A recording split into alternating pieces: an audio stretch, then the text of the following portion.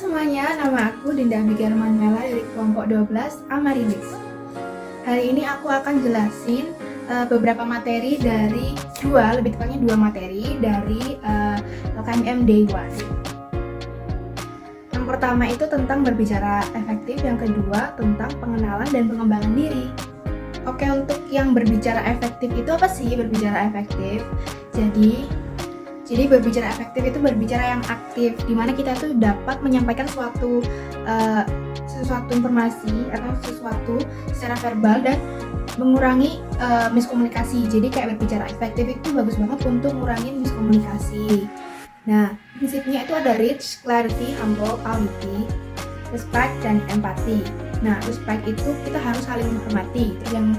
Kalau yang E itu reach, jadi dari kepanjangan dari reach. Kalau R itu respect, kalau E itu kita bisa merasakan perasaan orang lain atau empati. Terus yang A itu audibility, dapat didengar dan bahasa yang dapat dipahami oleh pendengar. Selanjutnya itu clarity, penyampaian yang jelas atau kayak to the point gitu. Yang H itu humble, atau kerendahan hati dalam menyampaikan tujuan dan tahu posisi dan waktu. Oke, faktor yang mempengaruhi itu yang pertama faktor pengetahuan. Kayak kita bisa menggunakan istilah-istilah asing gitu. Terus tingkat pengalaman, tingkat pemahaman, terus kayak kepribadian gitu. Kita harus paham dengan kepribadian lawan, kayak kepribadian lawan kayak kita tuh gimana sih? Lawan kita itu suka untuk diajak bicara itu kayak seperti apa sih? Terus selanjutnya ada psikis, jadi kayak tingkat emosional lawan bicara gitu. Nah, tipsnya itu yang pertama, menyiapkan bahan pembicaraan. Jadi bahan pembicaraannya itu kalau bisa subjektif ya, supaya lebih efisien gitu, supaya lebih efektif. Selanjutnya itu perhatikan lawan bicara. Kayak kita harus fokus sama lawan bicara, jangan pandangan kita, fokus kita tuh kemana-mana. Karena takutnya kalau misalnya kita melakukan hal tersebut, lawan bicara kita merasa nggak nyaman dan kayak nggak nyaman, nggak suka aja bicara sama kita gitu. Jadi kayak pembicaraannya itu jadinya nggak efektif. Selanjutnya fokus pada ide, kayak to the point gitu. Terus sampaikan pesan secara jelas. Terus bahasa yang dapat dipahami, to the point juga. Pahami latar belakang lawan bicara. Hindari pembicaraan yang kayak bohong, gibah, atau mempermalukan, kata kasar, menjatuhkan orang lain, dan lain-lain.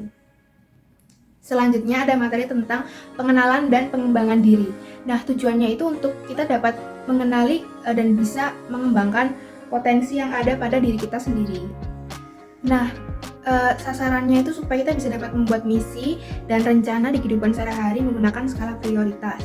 Nah, dalam materi dalam materi pengenalan dan pengembangan diri ini ada 4 style leadership yang disingkat DISC: dominant, influence, steadiness, dan continuous. Yang dominan ini kita lebih suka untuk solo atau berkomentar dalam bekerja, lebih sering memerintah, mungkin lebih sering kayak bekerja sendiri. Pokoknya yang dominan ini kayak udah semuanya aku kerjakan sendiri. Oke, udah kalian, aku akan kerjakan sendiri secara cepat kayak gitu. Terus kalau yang influence ini lebih yang kayak mencerminkan pengaruh, lebih mencerminkan atau bisa mempengaruhi dalam bekerja, misalnya kayak mengetahui batas diri dan suka mempengaruhi. Jadi kayak yang kalau influence ini kita lebih mempengaruhi orang lain seperti itu. Terus selanjutnya ada steadiness, itu suka tenang, tidak gampang panik kayak gitu. Kalau continuous, orang itu konsisten, teliti, dan subjektif dalam menilai orang lain. Untuk cara mengembangkan diri dan hasil psikologi itu langkah awal tuh bisa mengenal diri sendiri, kayak mengenal kebutuhan, apa kebutuhan saya dan lain-lain, merancang visi misi, membuat skala prioritas, terus mencoba hal-hal yang baru yang lebih supaya bisa mengenal diri, lebih refleksi diri sendiri untuk mengenali kekurangan dan kelemahan diri sendiri, terus belajar dari pengalaman untuk inovasi di masa depan, terus terbuka kepada kritikan yang membangun saja ya. Terus manajemen diri dan waktu, yaitu menahan diri dan menerapkan tabel prioritas. Oke, untuk penjelasan materi pada video ini udah selesai, dilanjut dengan wawancara. Halo semuanya, jadi aku sekarang lagi sama. Halo, kenalin, nama aku Dika Arif Jantika dari Program Studi Ilmu Komunikasi Angkatan 24. Wes, oke. Jadi hari ini aku mau wawancarai kamu tentang dua topik. Yang pertama, oke. Yang pertama tentang keterampilan berkomunikasi sama Aku ikom. Bisa Benar, tuh, bisa. benar. Kayaknya sih. Terus, yang kedua sama pengenalan dan pengembangan diri. oke, boleh. Bisa Oke. jawab gak ya? Bisa. Semoga bisa ya, oke. Langsung ya. Oke, untuk pertanyaan pertama, gimana sih cara kamu buat nyelesain konflik dengan berkomunikasi dengan baik? Oke, konflik kan ya. Kamu pernah denger ini gak sih perkataan communication is key gitu? Pernah. Ya, jadi menurut aku tuh bener-bener kayak itu salah satu prinsip aku sih, communication is key. Karena menurut aku kalau misalnya konflik tuh dibiarin kayak silent treatment dan segala macam tuh kayak orang lain tuh gak bakal paham gitu perasaan kamu tuh seperti apa. Dan selain itu susah ya mungkin ya, orang kalau misalnya konflik tuh pasti kamu pengen ngelihat atau kayak ngomong sama orang itu aja tuh kamu pasti kesel. Bawaannya tuh pengen marah terus. Jadi menurut aku kalau kamu mau komunikasiin sebuah konflik tuh pastinya harus dengan kepala yang dingin ya. Jangan kamu lagi panas, lagi berapi-apinya, lagi marah-marahnya tuh kamu cekcok gitu. Nanti itu bakal menyulut emosi malahan, bakal kayak nambahin apinya gitulah. Jadi menurut aku tuh kalau mau komunikasi itu penting ya, komunikasi sangat-sangat penting kalau misalnya konflik dan harus dengan kepala yang dingin. Selain itu sebelum ngomong tuh harus dipikir dulu, karena kepala dingin belum tentu kita bisa mikir jernih juga ya, cuma kayak lebih kalem aja, tapi belum tentu kita bisa ngomongnya tuh yang jernih, yang bener gitu. Jadi ya harus dipikir dulu sih, karena namanya walaupun kepalanya lagi dingin misalnya kayak udah kalem gitu, tapi kalau misalnya ke-trigger atau kesulut sedikit tuh biasanya langsung meledak gitu. Jadi menurut aku personally itu aja sih, itu juga aku terapin ke diri aku sendiri juga soalnya. Oke, untuk yang pertanyaan kedua, bisa nggak kamu kira-kira beri contoh atau kayak tips atau cara gitu, apa sih yang harus dilakukan saat berkomunikasi dengan orang yang mempunyai pandangan yang berbeda dengan kamu? Kalau ini tuh susah ya, karena aku tuh orangnya tipe-tipe orang suka debat. Kayak suka mendebat orang lain gitu. Kayak apa sih, kayak aku tuh orangnya tuh bener-bener berpegang teguh sama pemikiran aku. Jadi kalau ada orang lain yang beda pendapat tuh agak susah. Cuman ya, namanya pasti banyak di dunia ini yang berpendapatnya beda gitu. Pasti kalau ngomong tuh menurut aku harus hati-hati gitu. Karena kalau berpendapat itu takutnya orang yang satunya tuh bisa tersinggung tuh. Misalnya kan kita takutnya ngejudge pendapatnya dia atau cara pandangnya dia, dan hal itu tuh bisa bikin orang tuh baper, nanti tersinggung gitu. Selain itu, dari itu kalau cara kita nge-treat orang lain ya, dan cara kita berpikir tuh juga harus agak lebih rendah hati gitu. Maksudnya jangan terlalu kayak berpegang teguh kalau jawaban aku tuh benar, cara pandang aku tuh benar. Karena kalau misalnya kamu mikir kayak gitu terus, ya kamu gak bakal bisa tuh bertukar. Karena menurut aku tuh lebih ke diskusi sih. Iya, walaupun aku suka debat, gak boleh merasa paling benar. Iya, karena nanti kamu nggak bisa nggak bisa berbaur, nggak bisa diskusi gitu. Kan bisa aja nih kamu mikir B, aku mikir A, kita diskusi. Bisa aja nanti aku mikir, oh iya kamu juga bener ya. Nah kalau aku terlalu pegang teguh sama pemikiran aku, ya aku bakal menolak keras gitu. Jadi menurut aku ya harus lebih open minded sih, itu menurut aku. Oke, untuk pertanyaan selanjutnya, gimana sih komunikasi itu bisa bantu kamu untuk membangun hubungan yang lebih baik dengan orang lain? Oke, ya kayak aku bilang tadi ya, communication is key.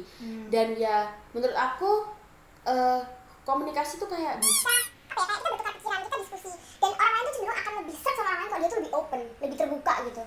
Jadi kayak misalnya nih aku sama kamu gitu, aku kalau misalnya aku ngomongnya agak canggung, agak tertutup, body language aku juga, karena komunikasi itu nggak cuma cara ngomong ya, tapi bisa jadi cara berpakaian, cara kita action and everything, gestur ya, bener banget. Jadi kayak apa ya, cara kita menyampaikan sesuatu tuh bisa bikin orang lain tuh lebih suka sama kita.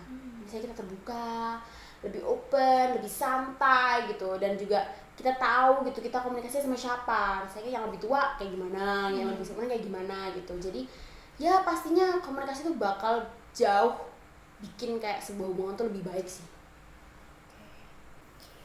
Ini pertanyaan terakhir untuk materi yang ini. Jadi gimana sih keterampilan berkomunikasi itu bisa bantu kamu untuk bekerja lebih baik dalam suatu tim? Oke, kalau ngomongin tim itu pasti pasti ya itu melibatkan orang lain tuh definisinya ya.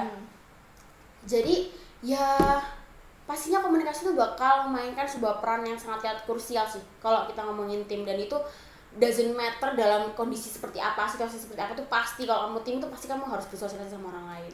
Jadi kayak kalau misalnya aku nggak menyampaikan apa yang ada di pikiran aku, apa misalnya di sebuah tim itu ada yang salah atau misalnya menyampaikan kayak saran segala macam, ya timnya nggak bakal jalan sih.